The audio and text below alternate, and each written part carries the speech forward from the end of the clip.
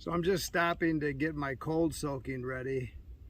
So I've got a bag here. This will be dinner tonight. This is refried beans, dried refried beans, freeze-dried cheddar cheese, shredded cheese. And then I've told you about these before, these meat shreds. This is pulled pork. And so I'll put this in here, get it all hydrated, and I may, I can eat it cold.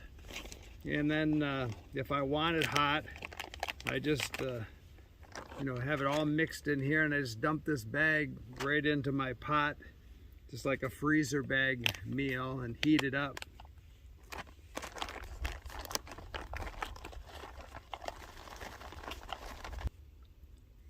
Kind of hooked on these shreds.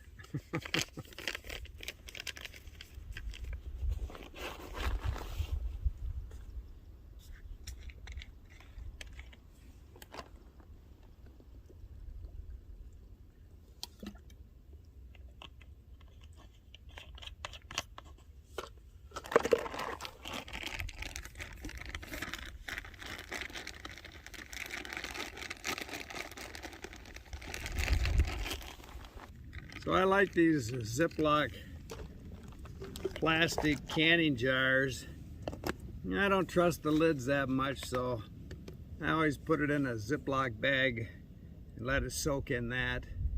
And then I can actually eat out of that bag, but usually I'll dump it in here and eat it out of here. This will go into a tortilla tonight, so I don't have a lot of dishes when I'm all done to clean up. And I use this to drink out of also, so I may have a hot cup of tea or coffee or something tonight if I do heat up part of this meal. So it just makes it easy.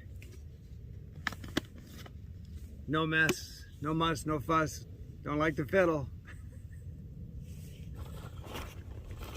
So when I'm cold soaking, I carry that container on the outside, and then I just put this water bottle in the back pocket.